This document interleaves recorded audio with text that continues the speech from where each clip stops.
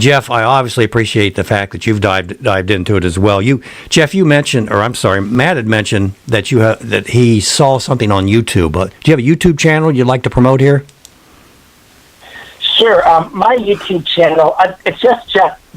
It's a YouTube channel that's devoted primarily to issues regarding repealing no-fault divorce, grandparent alienation, parental alienation, things pertaining to family law, sometimes dealing with child support issues. Because the family is the foundational unit of society. Amen. If you destroy the family, you destroy society. And that's actually, I heard you mentioning a moment ago about Ronald Reagan, President Reagan, Governor Reagan at the time, signing no-fault divorce into California. And there's a couple of realities here. First, no-fault divorce is not no-fault. It's, in many instances, it's forced divorce, unilateral divorce. It's divorce on demand. It's divorce against an innocent spouse. Jeff, define unilateral. Define unilateral. That's an important term. What do you mean unilateral? Divorce is unilateral. Okay, so what I'm saying with unilateral, it means one person demands it or alleges something, and that's it. It's a done deal. There is no defense. If I make a contractual deal with somebody, we negotiate the terms and we both sign the contract together. And yet, when it comes down to marriage, most people that I am aware of do not, it's not a forced marriage. In fact, in Texas, if you're under the age of 18, you're not supposed to even be allowed to get married. So we're against forced marriages, but we're okay with forced divorces. Unilateral basically becomes one person saying, I want out, and the other person saying, but wait a minute, I have devoted my life, my commitment, my love, my energies toward this family unit, toward this marital unit, toward our children and everything, and you get to leave. And that used to be called abandonment. But now we have said, well, we can't have fault here. No, we don't want to make anybody feel guilty. It's going to be no fault. So one person gets to leave at any time for any reason. They can make up a reason because perjury is rampant in family court. But the other person is left defenseless.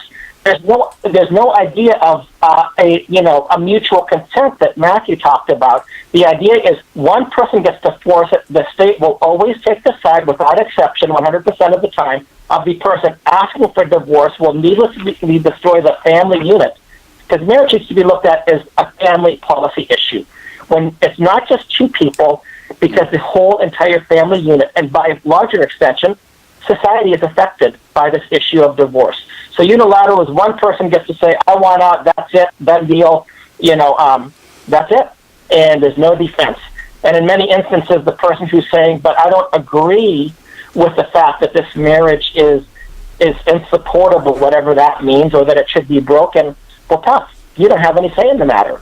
What you can do is we'll try to get a better settlement for you, but the fundamental rights that we are guaranteed in our Constitution, both in a federal Constitution and through state text, through the state Constitution, are that, we have certain fundamental rights. And one of these fundamental rights is the right to marriage and the right to the care and custody of your children. And yet a judge, for any reason, for no reason, for an allegation, will deprive a person of that fundamental right that he or she has without any type of due process, and often ends up punishing the person at the same time.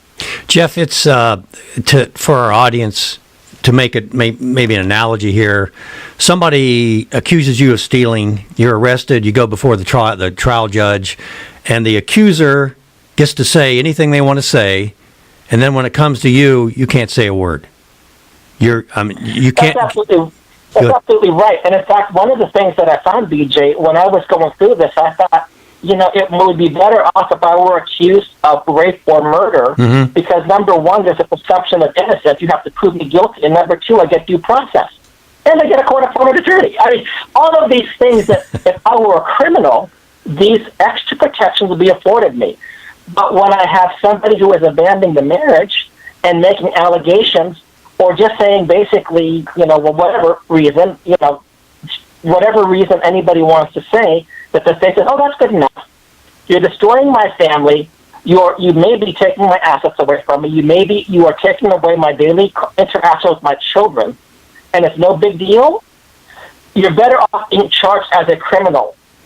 And because you get the opportunity to defend yourself, you get due process, you can have a jury trial, And yet in this case of unilateral no-fault divorce, it doesn't make a difference. If I would have got 100 witnesses that said, we agree with this man, the judge still would have decreed a divorce. That's how bad this is in the state of Texas in particular, because I speak from that, but also basically nationwide. Amazing. Amazing.